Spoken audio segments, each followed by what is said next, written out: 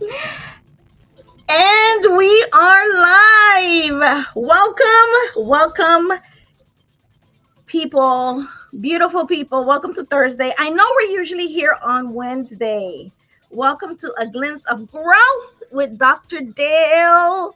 This conversation today on this very pivotal day, 9/11. 9/11, you guys. Welcome to 9/11 2025. Welcome to Thursday. Hoping your week went well as we wind down you guys, hoping that you guys are good, hoping that your morning is going to be off to a good start. As we get started here, let me turn down the music just a little bit. I want you guys to get ready for this conversation. I would love to, as we get started here, before we get started, when I bring our amazing guests on, this is not just any day, in case you were wondering. It's not. It's not just any day. Today is a special day. Special day for me, at least. It's a special day for me.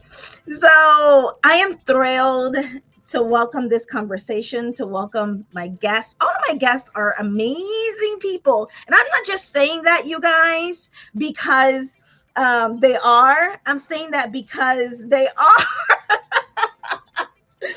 are from an inside out, from an inside out, outside in, right?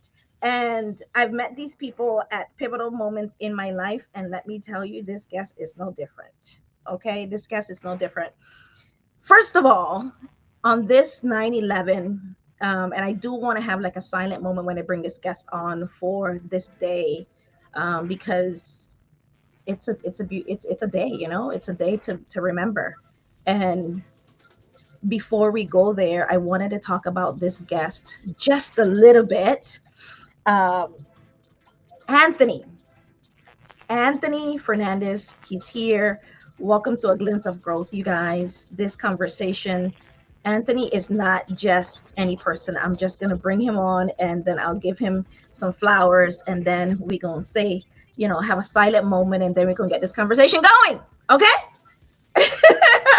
Authentic and authoritative leadership, the trust factor. Anthony, you're on some growth. You're here. Super excited to be here. Thank you for having me, Dale.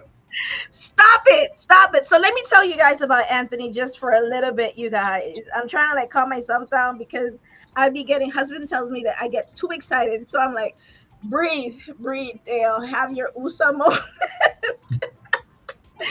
So Anthony is my first male guest. Let's just get that out the way. Okay. So he's the first. And A Glimpse of Growth is going on 3 years, by the end of this year is going on 3 years strong. And Anthony's not just my first male guest, you guys. Anthony is my friend. Yes. He's my friend. And the first person outside of my husband to invest emotionally, financially, invest in my mentorship, like the first person to kind of push me into the desire to want to go into entrepreneurship. And I'm not going to cry on here, Anthony. They don't want to see me cry. I don't want I don't want you guys to see me cry, but Anthony, I really mean that, and I hope that you feel that I really do thank you for this time and for seeing me way before I even saw myself on this journey, right? On this entire journey. So with that, Anthony, I'll just kind of throw it over for you if you want to say anything and kind of, tell them who you are just a little bit, what you do, and this conversation. Yeah, for sure. Thank you for such kind words, Dr. Dale. Seriously.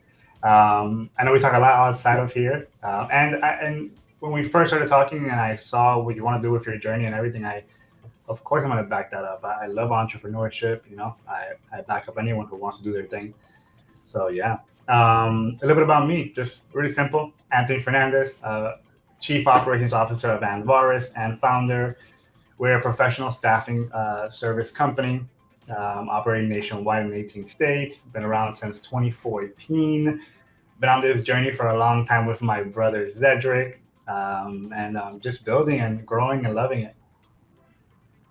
Anthony, I do want to ask you, since today is such, we have to like recognize the day, right? We have to recognize the day, uh, where you were when it happened. I didn't have this to ask, Yeah. but it just kind of came to me. And today on this 9/11, I'm sure who those that were alive on that day, where they were. This day has been a pivotal. Like, you remember where you were in that moment. For me, I was in high school, Okay. and I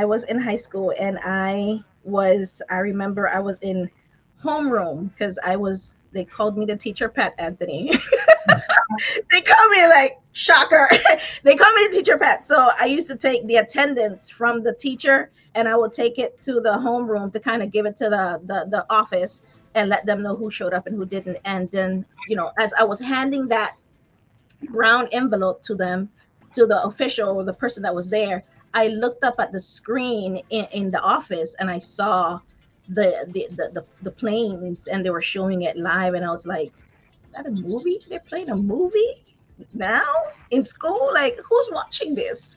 Right? That's what I thought it was. Yeah, yeah. Until when I went back to my to the classroom, and then the teacher kind of like shared what was going on with everybody. What about you?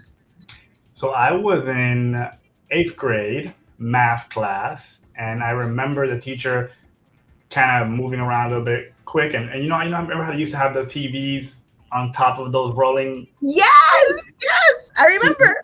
she rolls the card out, and then she just puts it on, and just like you're just watching those planes, and we were kids, so we don't know what's really happening, but it looked very serious at the time, of course, even as kids. But yeah, that's in math class, eighth grade. I'll never forget that. Did you like math? No, I was the worst. Me either. Okay, I did. No. School overall, really, for me. Like, for me, just school overall. And now we've had that conversation. But yeah, no, definitely not math, that's for sure. What was your favorite subject? Probably history. History? Okay, Yeah. I like history. Mine was English. I like the words, and I like words and quotes and phrases and stuff. So yeah, okay, nice I love history. that. Good to know. Okay, Anthony, the conversation. Why are people here? So we're here to talk about authentic versus authoritative leadership, right? The trust factor. And trust is a currency, currency of leadership, and I'm sure you would agree with me. And without it, no action. It doesn't matter the strategy, it doesn't matter the title that you have, the position. It can carry real influence, right? So the way a leader chooses to show up, it can kind of make or break whatever relationship, right? What that can be, personal relationship, professional relationship, and all the things. Yeah. So what do you determine, whether that trust factor is built or broken? What is your experience with those two words, authentic versus authoritative? I think it's well, first let me say this, Dale. Yeah. I've always said this, and I'm gonna say it out here. I absolutely love your energy. Your energy is so contagious. Anthony, stop, you gonna It make me really blush. is. It really Thank is. you, Anthony. I know everybody feels it. I know everybody feels it, that's for sure. Thank you. When it comes to the subject, I think it's like a lot of things in life. It's always so much easier to be authoritative, right? It's easier to just say, "Hey, get this done. I need this done." Um, that's it, than it is to be authentic, and which requires work. It requires you to build that trust, which can be broken in 1 second, right? But it could take years of building. However, I think in the long run, being authentic in leadership is the way to go. Is it harder? Yeah, it's definitely probably the less traveled road. Say it again, Anthony. Say it again. Less traveled because it is so difficult, and then it feels at times, because even I have this back and forth of, am I sharing too much? And is it does it really need to be that way? But I've seen it both ways, and I've seen where our team and internally, um, the difference. I've seen both sides of it. So I think being authentic is the best way to go, and it's It's the best. Yeah, yeah, yeah. hard to do, but easier to live in. Yes. Yeah, Say that again, Anthony. So hard to do, but easier to live in. easier to live it. Yeah, yeah, 'cause it's like living in your truth almost, right? Yeah, yeah. 100%. Hi, Susan. Thank you for joining. Susan said her favorite subject was PE. Susan, I am not surprised. You would be jumping up and down. That would be your favorite. I love it. Hey, Susan. So, authentic leadership says, I lead with who I am, not just what I do. Who I am. And then authoritative leadership says, follow me because I said so. Exactly. So if so you had it both ways before. Did you, when you first came into leadership, you said you were all, entrepreneurship was your thing, right? Because working 9 to 5 is just, it didn't stick for you, right? No, never. I have rarely held down a job. I'll tell you that much right now. what was one of your jobs that went south? Every job, but my first job though, Publix. 14 years old. Actually, I have a streak where when I did have a job in those times, it's funny to say that, by the way, in those times, because it's going to take a long time. You make yourself sound so old, like you're here, like an old man. Right? Literally, the year mark was the death mark for me at any job. It was like 1 year to the day it was over. Like, no matter what was happening. Hilarious enough. You worked at what did you do in Publix? Bag boy. Of course you did. 14 years old. Oh man. Okay. So I think when was my first job? I think it was Burger King or something like that. I was eating a lot of burgers. I learned a lot of ways to make burgers. Really? I ended up at McDonald's. And I kid you not, you're going to die. I lasted a total of maybe 2 hours. What? 2 hours. Oh my God. 2 hours. Yep. That is hilarious. Oh my goodness. I've known from early on that it's just not for me. Yeah. You have to know that, right? Going back to what authentic leadership is. Knowing who you are, it stems from who you are, right? And you kept on going back and you kept on trying. And you're like, this is not sticking. Is it me? Is it them? Yeah, it was a me problem. But like you said, I've seen both sides of that coin throughout my career. And honestly, even when I started being the founder, being the executive, being upper management, even as a smaller team, even though we're still a small team, but even when we were smaller, it was just always easy for me to just be authentic. Yeah. Hey, this is how it is. This is what's happening. And like you mentioned with the quote that you mentioned, if you're authentic, you're going to have people who follow you. They trust you. They want to do it not because you said it. They want to do it because they believe in what you're doing. They're with you. And it just makes it easier. It does make it easier. And I've seen it both ways, right? I've seen it both ways, like you said, where do it because I said so versus do it because this is the dream, this is the vision, this is the direction I'm going in, I'm sharing this with you, and that person is coming along alongside of you, locking arms, right? And like, let's go towards this dream. Yeah. Right. So I wanted to ask you about your name, your company's name. In fact, I always wanted to ask you, and I keep on slipping my mind to ask you, where did this name come from? Like, what does it mean? Like, why? Yeah. So my brother's actually the one that came up with the name. Cedric? Okay. Yeah. I loved it from the very beginning. It's kind of like it's everything. So it's Northern Greek mythology. Okay. And Varus is actually the name of a ring. Okay. And there's a dwarf Okay, and this all actually ties to Marvel, and I'll explain how in like Loki and DC universe, right? So Okay. there's a dwarf that had a ring, and the ring was called Anvaris. That ring allowed that dwarf to turn into a carp, a fish, right? And then it Okay. would swim. It would take gold. It would hoard gold.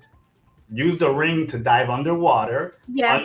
and it would go into inside of a mountain under that water, like under a Yeah. waterfall, Yeah. Yeah. Yeah. and hoard gold. But the ring was the only thing that allowed him to get through that That. spot. Yeah. Yeah. Yeah.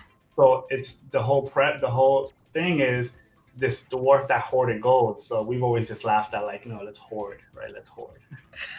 So, kind of And do. why did you say it goes back to So, Marvel? so Loki from Marvel Universe Yeah. finds that ring, finds that dwarf, and steals that ring at one point in time. And which I'm assuming it allows him to be super strong. Yeah, I didn't Where get did the you whole guys get the story. story from? Like this is like one of those comic book stories kind of a thing. If you're like into that stuff. Yeah, it kind of ties into it a little bit, but yeah, just Northern Greek mythology. If you actually look it up and put Anvar's Northern Greek mythology, you see that they talk about the ring. Oh, that is so cool. Yeah, yeah, yeah. See, talk about leading from who you are, right? And knowing, and using those stories to kind of merge it into to for you living your best version of you with and then your company's name, right? Because you Yeah. could ignore that, but it spoke to you guys so much. It really related to what you guys, I mean, did so much that you're like, okay, let's do this. And Yeah, let's use the same. yeah. Even at one point, when everybody was internal, or like in the office before we all Yeah, went remote, yeah. we named all the rooms in the office different names within that storyline. What? Yeah, so it was Oh, pretty you cool. guys went deep. There was like a room called the waterfall. There was another room. I That love it. was pretty cool. I love it. Anthony, so you guys now been in business since 2014 to today. That's what, 10, 11 years? Yeah, 11 years this year. 11, yeah, 11 years. Unreal. When I actually the other day LinkedIn popped up and said it to me, and I was like, really? I was like, I don't feel it. I don't You feel don't it. feel because it's been more or it's been less?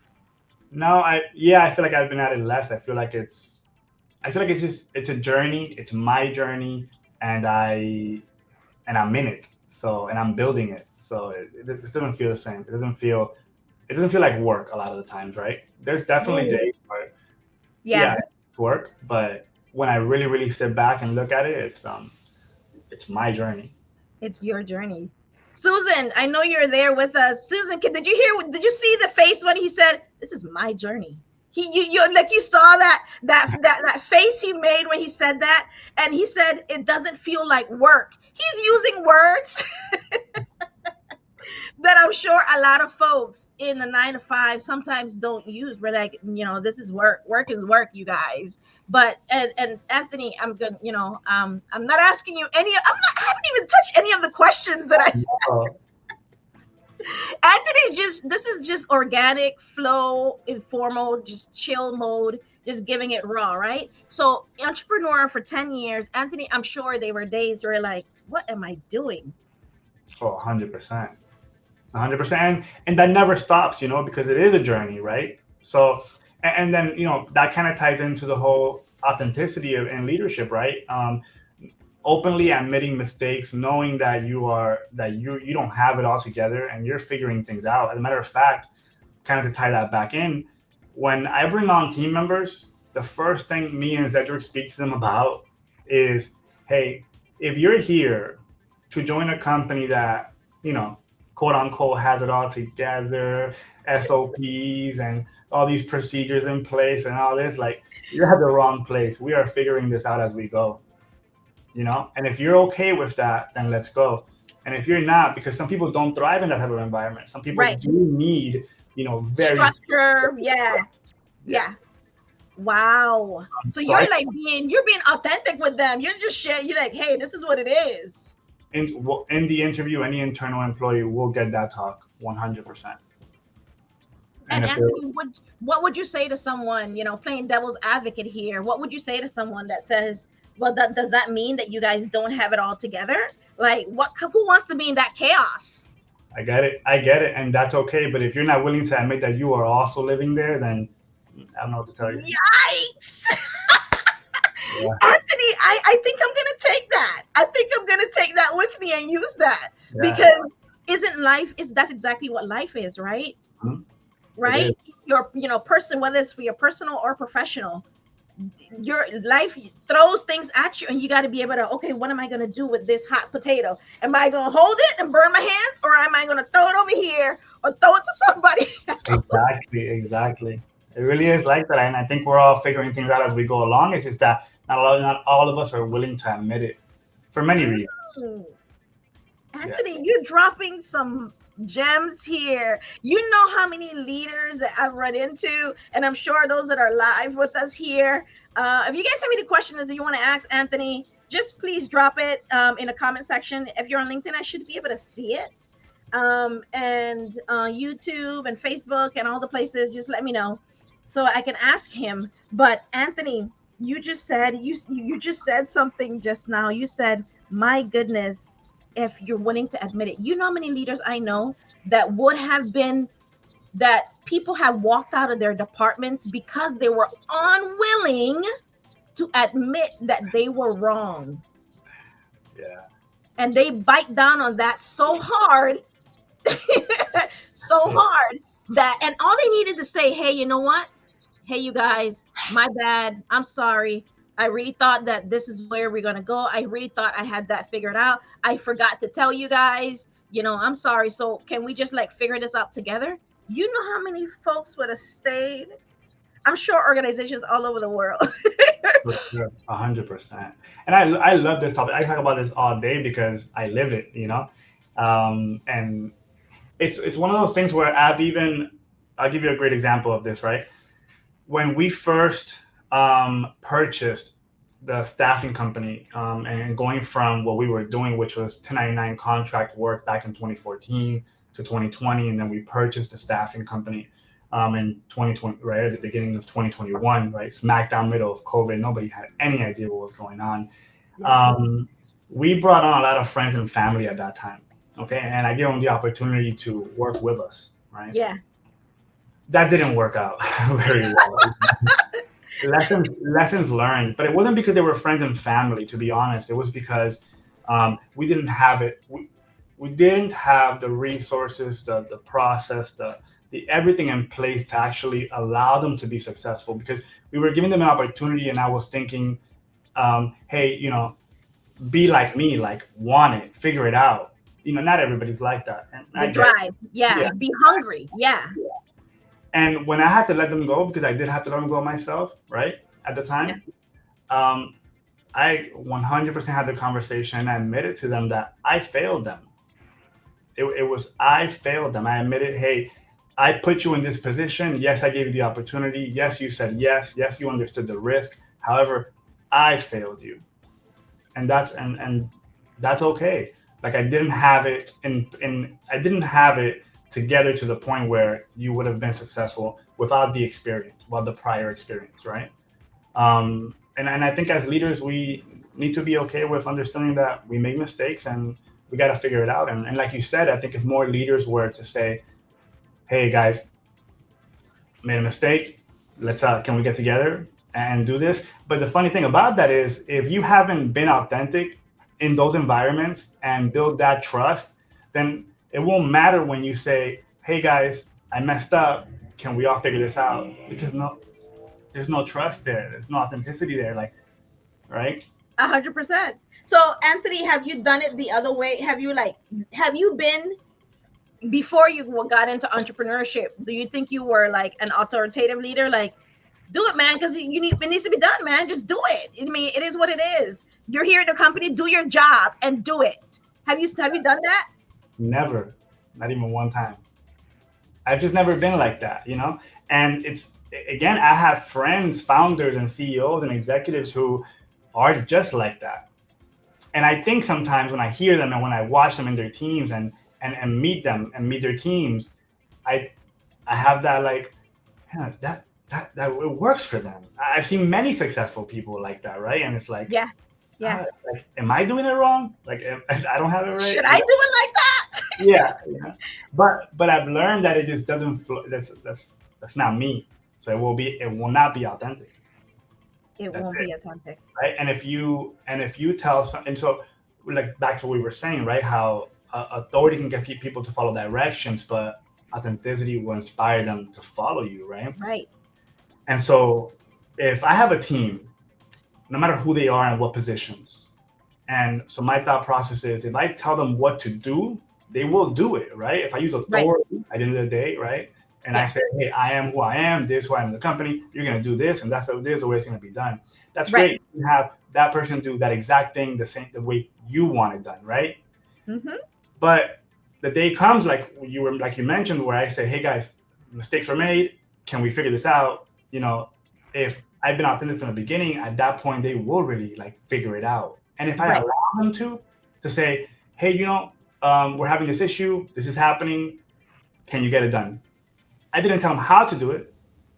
If I've been authentic the whole time and I built that trust in that relationship, then they're gonna go figure it out.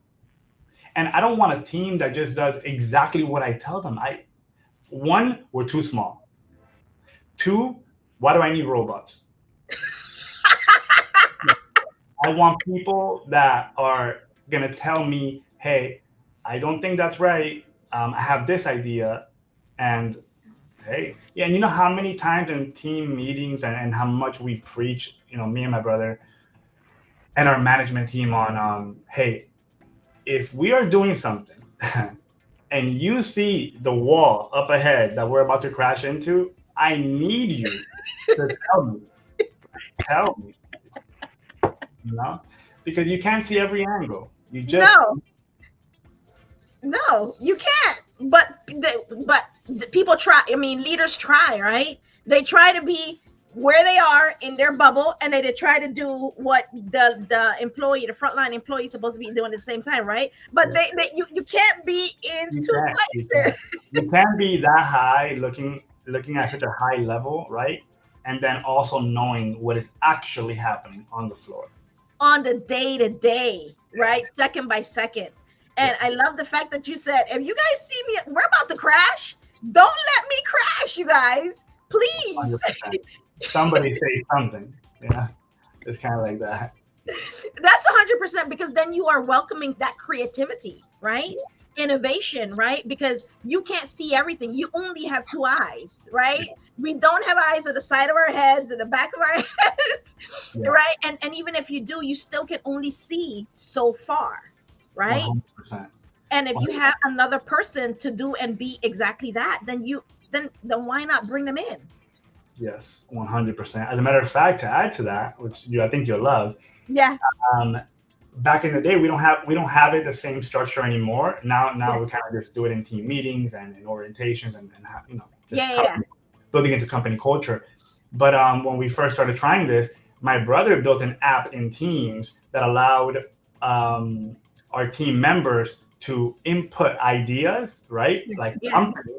entire company ideas, right, into that app in Teams, and then we would like me and management, my brother and our management team would review that on Fridays, and Yeah. then we would not only implement, right, but if it was good, like if it was not good, let me not say that, if it was something that we could do and Was um, strategic and a part of the goal and the mission. Yeah, yeah. exactly. Not only will we do it, but we'll meet with that person for an hour that following week, and at times pay them for the idea. What? Yeah, You what? exactly. You're putting some companies out there to shame, right? You're putting them to shame because they say that, let's grow together, let's be a team, everybody doing it together. But now you're saying, okay, you're bringing some secret sauce, or you're bringing some stuff that I didn't ask you to bring, and you're bringing it like full on, and I'll pay you for that because thank you. That Yeah, makes me want to do it again. That yeah, makes me want to, like, let me see what else I can do up in here. exactly. I mean, and just we put ourselves in, like, I haven't been an employee for very long, right? As we were laughing about earlier. Yeah. However, I feel like I can, put myself in the shoes of someone who is an employee and let's say not has no equity or not an owner, right?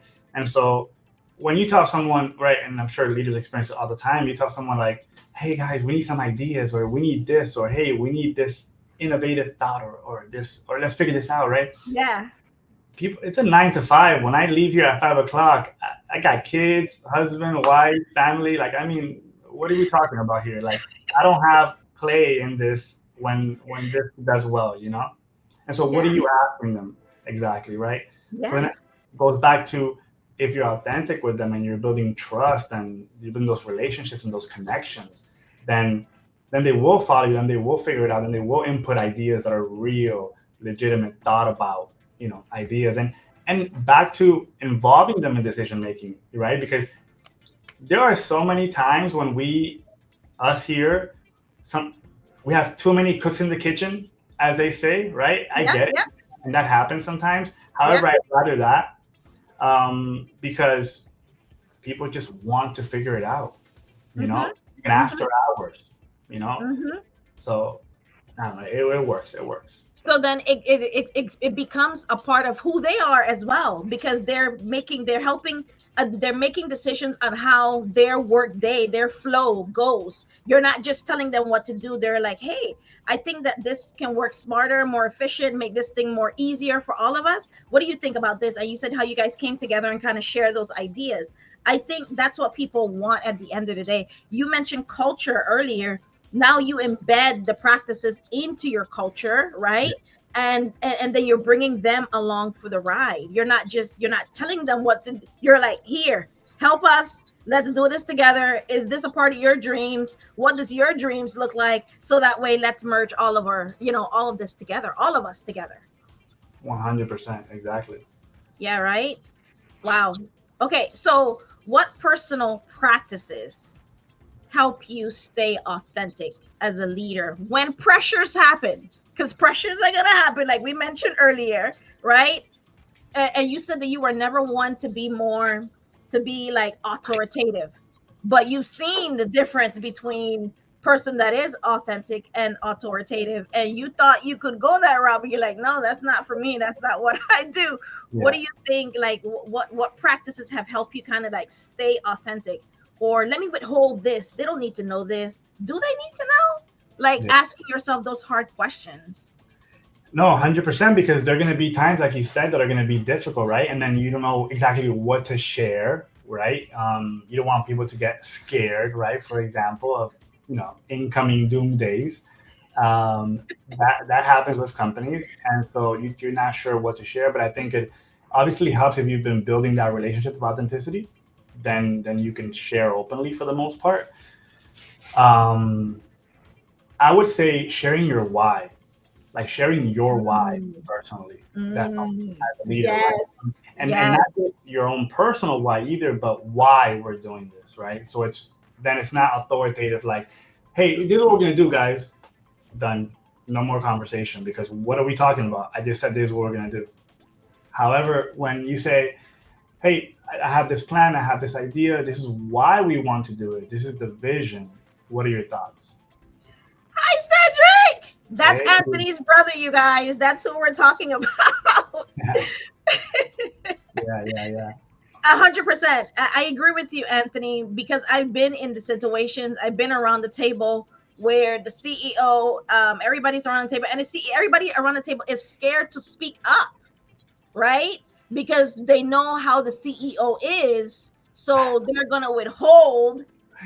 Hey, I don't think we should go that route, but they're not going to say anything, right? Because they know he won't listen or she won't listen, and they don't care what I have to say. They already clocked it, like they say, right? They Yeah, already clocked that what they bring to the table does not matter.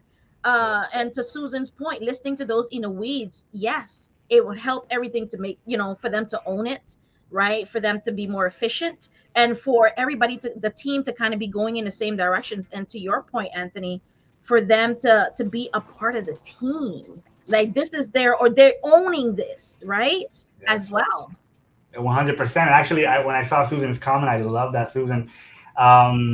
Speaking to that, you know, so we're right now we're separating equity in the company to provide employee equity, right? To give employees in the company equity, right? So there's my thought process. Super simple, and we can dive into it, but super simple is the fact that I'd rather own as an owner, okay, 1% of $1 billion organization than 100% of $1 million organization, What? right? Mic drop. So I would love to instill that sense of ownership by actually giving that equity and saying, hey, you do have a seat at the table. And if we do well, you do well. Right. Yeah. So because a lot of people, and again, I've met many who, when it comes to equity and their ownership of their companies and their things, it's like mine, mine, mine, mine. And so then they do lead with that authoritative, like, do this setup. But no, if I'm gonna ask you to join me, to follow me, to be on the journey with me, then I have to have the actions to back that up. Right? I have to then give Yeah. you, The ownership. You're giving them, they have a stake in it, right? yeah, Because it's not only your success or the company's success, it's their success as well, right? 100%. And then So go ahead. Go ahead. I was gonna say, and then it becomes that's like you said, that them having that stake, and then you being able to be so authentic, right? Like when it's hard, hey guys, this is not working. It's hard. Like we got to figure this out. And then of course, right, with that ownership instilled, and then the actual ownership. I mean, those two things combined are so powerful. But even either or, right? Then it's like, okay, we got to figure this out. So you answered, but you're instilling, not only you're instilling actual practices within the organization to make them feel and be a part of the actual ownership of the organization. So you are going a step further than just, not, you guys have a seat at the table saying it, and bringing them in on that table, but you're also like going a step further and saying, this is how serious I am about this, you guys. Here, you guys get to have a stake in this company's success, literally. Literally 100%. Yeah. You didn't have to do that. What made you decide, what made you guys decide to think about doing that? I mean, that builds the level of trust and authenticity and follower, that commitment that you can't do otherwise. It's like you said, I can say I can be authentic, I can have amazing team members, and they can know me and connect, and we can be as real as can be. Yeah. But when you have ownership, that changes. Mm, yeah. 100%. That's like, okay, well, you're not just talking now. I actually have a stake here. Actually, yeah. We're not this is not theory anymore. Yeah, You move from, this is what I think should happen and this is what I think is can happen, to we're actually doing this. This is a fact. It's yeah. in black and white. It's, this can happen if you guys decide that this is what you want for your future. Now you have to decide. So no doubt, Anthony, as an entrepreneur, CEO, COO, um, of your company, no doubt you had to like tell employees that are, you saw that were not a good add to your organization, right? What is the easiest way for you to have that conversation with someone? Do you give them the chance to even move themselves out, or do you like, hey, you know what, you guys got to go, it's just not working? Like, do you give them chances? How does that, that whole thing play out for you? So it's I love that, because it's yes, I've been there so many times, right? Made so many mistakes around that, but because I genuinely and just I am authentic in how I lead, right? And I try to be in life as much as humanly possible. Yeah. Um, those conversations actually are easier the more authenticity you bring in leadership, because then it's not. Um, then it's like, we both know, like, if we are authentic in leadership and what we're doing and how it's going and everything, then the conversation is much easier from a leadership perspective, I think, to say like, hey, it's not working out. because because we've been real. You've never, so you don't need to cross that. You've already, the relationship was already that. I was already keeping it real with you from day one. So there's no need for me to like dance around it, because you know it was coming. Been giving you heads up. I've been telling you about it, right? Yeah, And there's still no correction, and I'm not seeing the improvement. So now you're not shocked. 100%.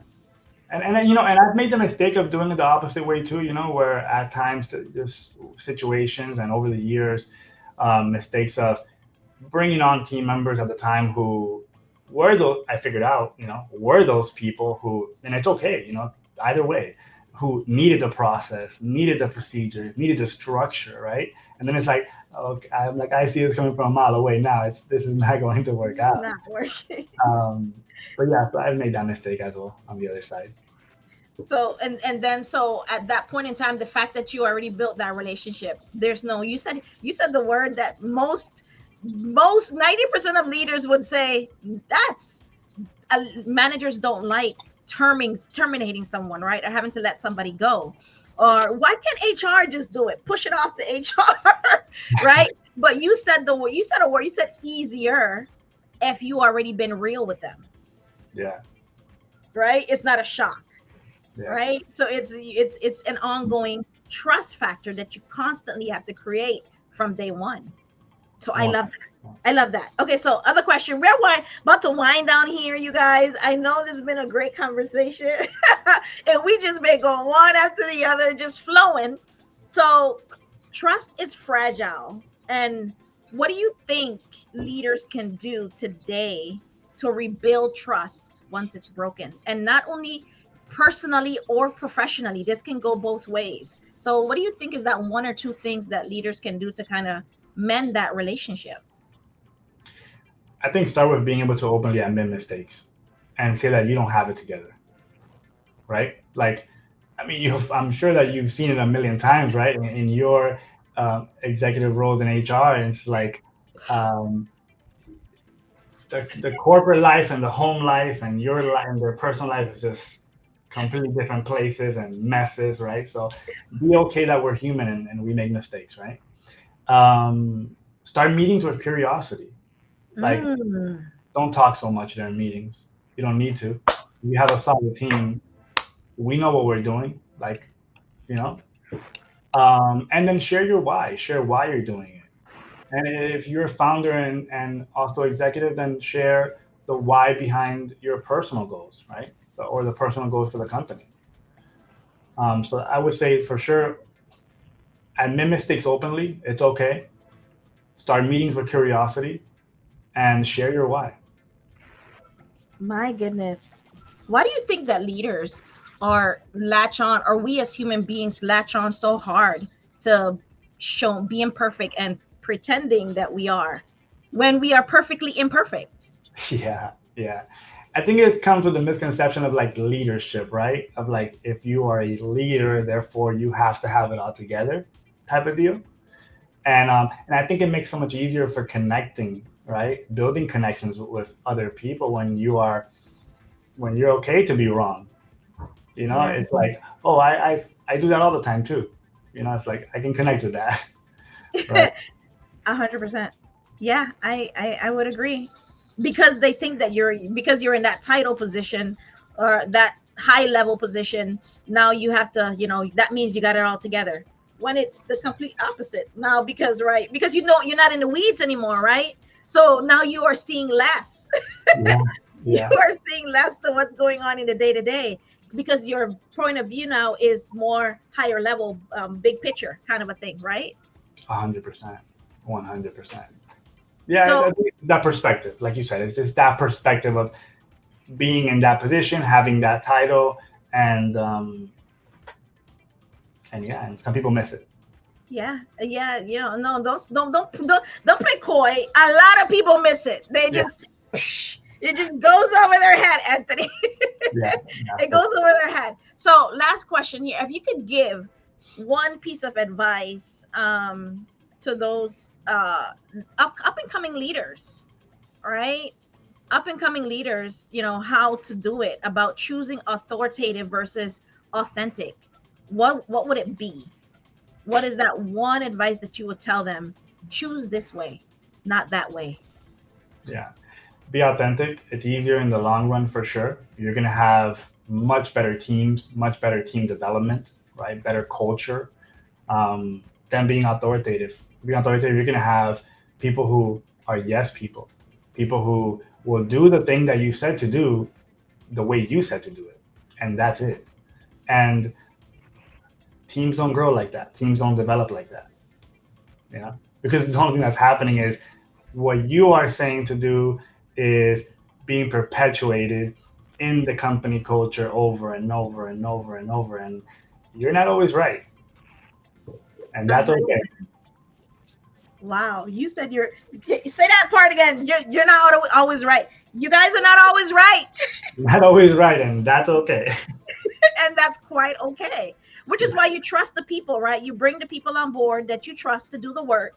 Yeah, Trust them to do it, yeah, right? You be there as a resource, right? That mentor, that guidance, to let them know that you're there, but give it to them. Let them do it. It's and I mean, I know sometimes people have a hard time letting go and micromanaging and all this bunch of stuff, but you got, if you want to go home with less stress, because yeah, you really can't have all that stuff on your back, like 100%. And then what's the point? And then what's the point of having the team then? exactly. Yeah. Hmm. What is the point? So trust isn't accidental. It's something that is built or broken, right, in every interaction.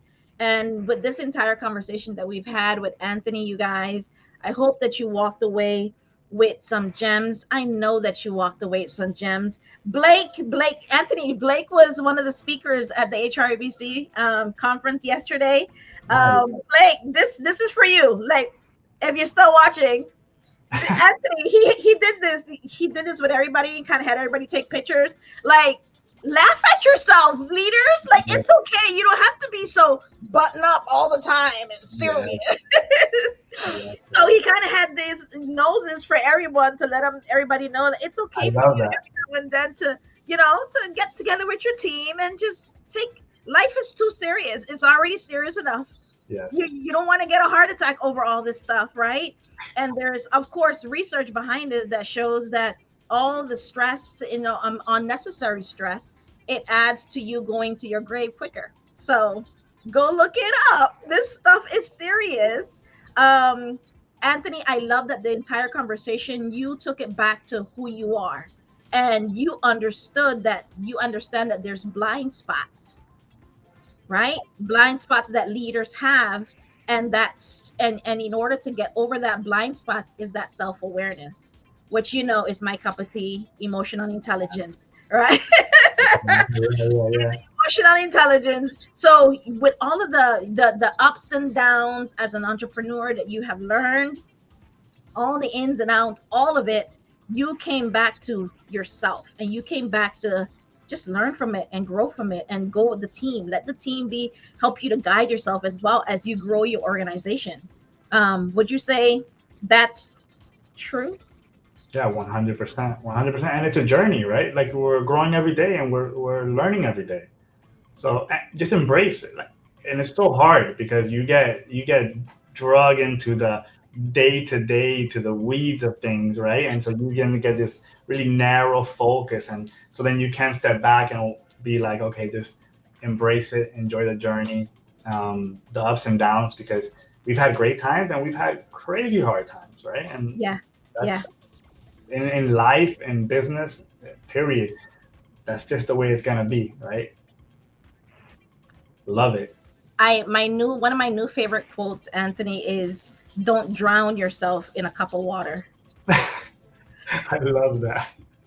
I love Right? Like, because you could get really like, oh my God, we got, and you're just stressing about it. And then when you figure out in the end, man, why was I stressing again? What was the big that.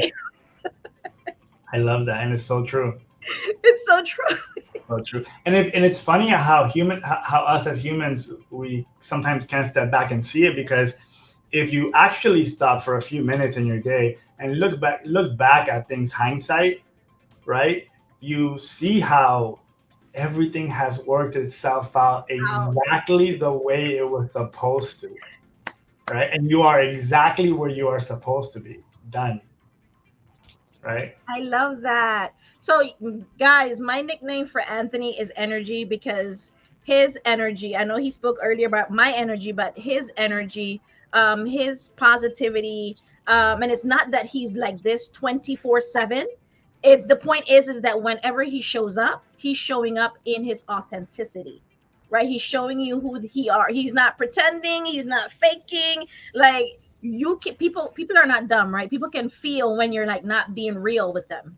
So to Anthony's point in this entire conversation, be real with yourself and admit those mistakes. Lean into the curiosity, have those curious conversations, and don't be afraid to be wrong. Anthony, do you want to leave a last word before we get out of here? You guys, and Anthony's company, Talent Acquisition Organization, been in business for over 11 years, 2014. And him and his brother, Cedric, they're building a culture where people are welcome, where people have a seat at the table, where they get to be investors in their organization, with their ideas, the culture, like all of it. So who doesn't want to be a part of that? I know that would have been something that I would have definitely leaned into. And then that's exactly where it's at, because the you can have all the money, and we've seen it with COVID. You had the money, people were leaving their jobs because they had their 6-7 figure, but they were stressed the heck out and burned out. And they told the companies, I'm out, right? Because they realized that what they were doing was not feeding who they were. 100%. That's well said. Yeah. It was not feeding who they were. So, Anthony, do you want to leave the beautiful people with a last word? And I'm sure this is not going to be the last conversation. Wink, wink, you guys. Wink, wink.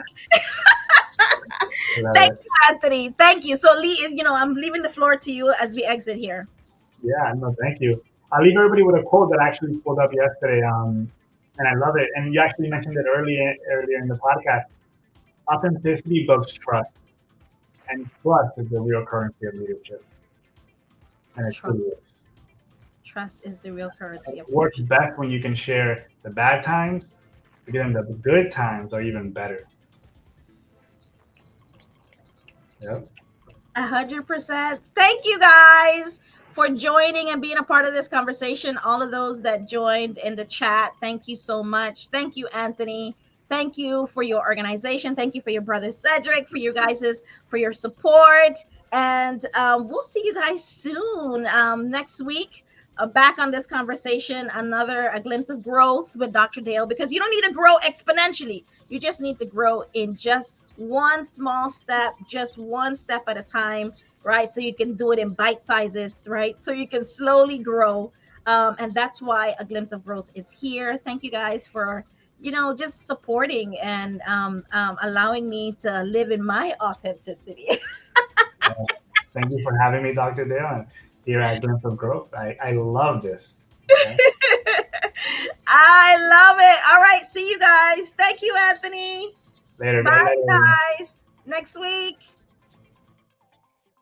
Thank you for being here and supporting this channel. If you enjoyed this episode and this content, it would mean a lot to me if you would take a few seconds to ensure you are subscribed to A Glimpse of Growth with Dr. Dale. Click the notification bell to receive notification. Share it with someone you think may need it. And let's continue to become more intelligent with our emotions. Thank you. See you later.